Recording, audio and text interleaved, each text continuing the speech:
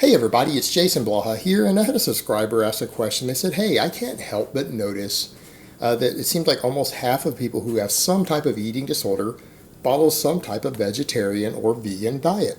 Is this cause or effect? What's going on here? So let me put on my +5 hat of weaponsmithing, work on skilling up my crafting a little bit, and let's talk about this a little further. Yeah, that's a great question. And, this is stuff that researchers and psychiatrists and stuff have noted also. And so let's talk about this a bit. And I want people to understand that this is not going to be intended as a bash against vegans or vegetarians. When we talk about the eating disorder end, that doesn't include all vegans and vegetarians. In fact, I'm going to go so far as to say probably more than half of vegans and vegetarians probably it isn't necessarily related to an eating disorder for them. I do think that the majority of them, I honestly believe that the majority of them do it for their own personal, ethical, and moral reasons. They do this because for them it's some sort of animal rights thing. It is some sort of environmental cause. There's a lot of different reasons why people do this. It has to do with either animal suffering, has to do with environmental causes. These are generally going to be the reasons. I'm going to go so far as to say probably 2/3 of them, that's probably the reasons. Now, researchers have noted, they have absolutely noted that, particularly in girls, that vegan and vegetarian diets are oftentimes associated with anorexia. What they've noted is that it is done as a mask for their anorexia, because this is multifold in nature. It's a fantastic mask for it. Why? Because these are socially acceptable behaviors. These are socially acceptable reasons to regulate your diet. In many first world and Western countries, this is very, very common for people to do this for ethical reasons. So what this allows them to do is to follow a very restrictive diet of some type. It cuts out entire food groups to where they can avoid certain foods and have a non-eating disorder reason to do so, meaning an anorexic or someone can continue to be anorexic and mask it with this.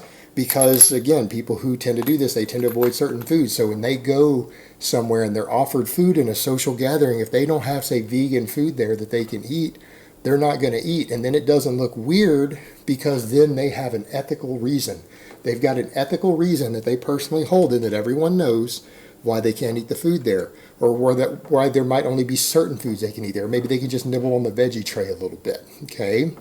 And they can get away with this. And then, people will ask them about it, and then they'll have a restricted eating style that limits their food choices that maybe someone will talk to them about. And then they get to engage in a conversation with someone about their food choices, all right? And it lets them take oftentimes a moral high ground.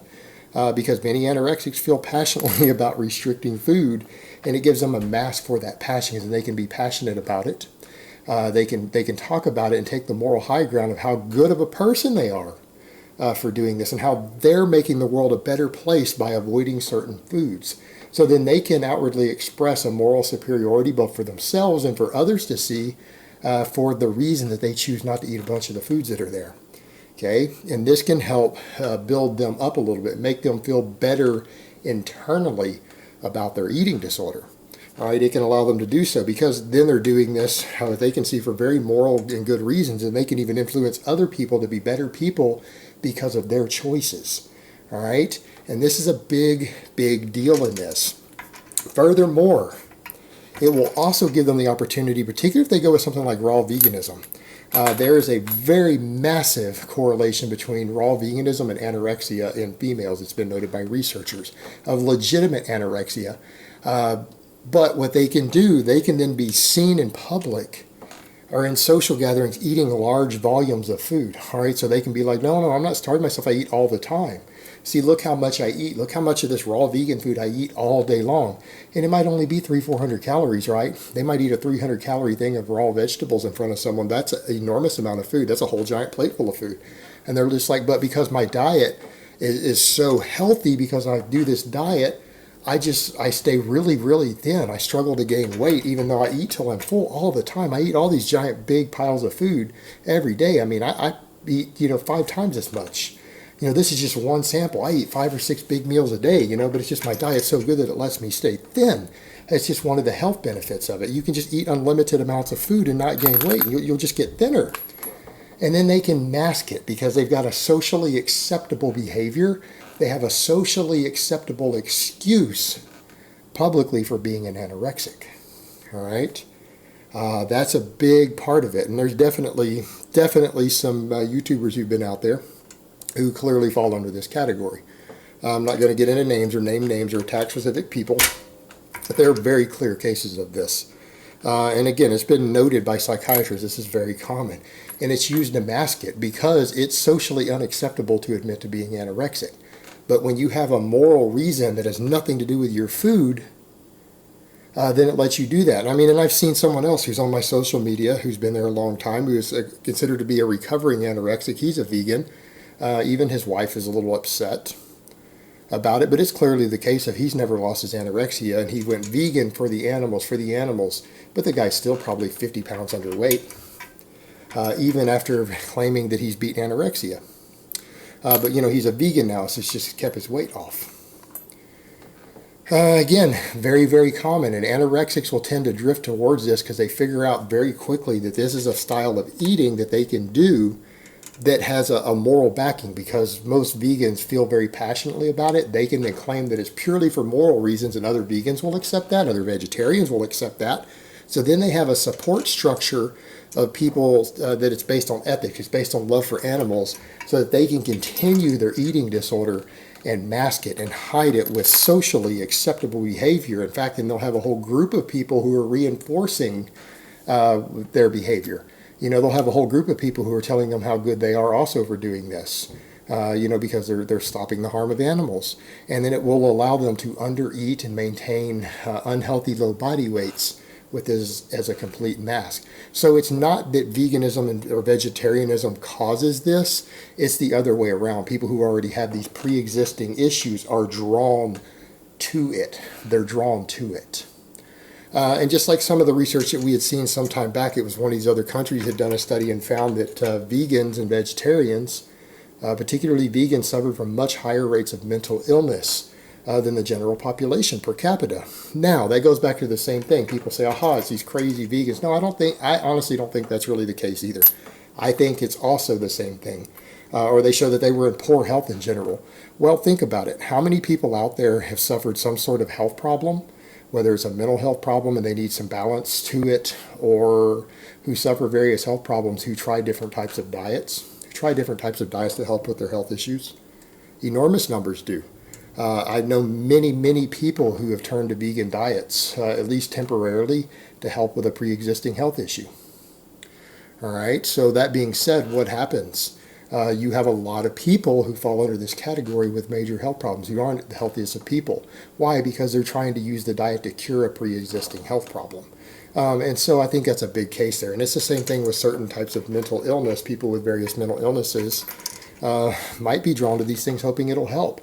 They maybe say, okay, well, everyone says these plant-based diets help with energy and vigor and even weight loss and everything else. And so then people who might be suffering from major bipolar disorder during the depressive phases or whatever might try these diets hoping it will give them more energy, hoping that it'll lift their mood up, things like that. And people try various types of diets to help with mental disorders. That's not uncommon to do that. In fact, it's very, very common. So again, you're going to see people drawn to these things who are already unhealthy in some way. Mentally unhealthy or physically unhealthy are going to be drawn to these diets because they're looking for something that might help them. It's not the diet that's causing it. Believe me, guys, no diet is going to cause you to be bipolar or schizophrenic, okay? Doesn't work that way. But people who have these disorders might be drawn to a diet hoping it'll help with their mood, it'll help with their mental state in some way. And they're just willing to try anything at a certain point. And you know what? If that sounds like a good idea, they might try it and stick it out because it might seem like it does help for a while. And maybe for some of them it does help. Who knows? Maybe they had some vitamin deficiencies that were exacerbating their problem. When they start eating more vegetables and fruits, their dietary deficiency goes away because maybe they just had a really shitty diet. So you do see a lot of things like this.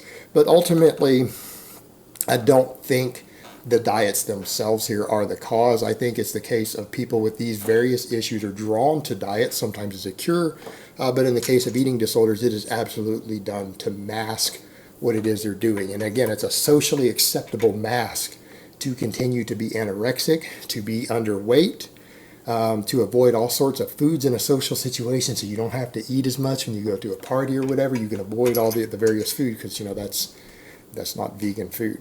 There might be some lard in that cookie, and they can avoid eating it. They can avoid eating all the meat. They can avoid all the cheese. They can avoid all the higher calorie stuff because there might be some type of animal product in it. And then if anything, they can just, like I said, munch on some veggies. And then if they let everyone know that they are in fact vegan, then no one's going to suspect anything. Oh, that's why she's skinny. That's why she's thin. Oh, that's why she's only eating the vegetables. Okay, well, that makes sense. See how that works? It lets them continue to get away with it. But it is a mask. It is ultimately a mask, and that is why they do it. Whether it's conscious or subconscious, that is ultimately what's going on there. All right, guys, but that's really all I have to say on that today. I hope it's been informative, and I will talk to you guys next time.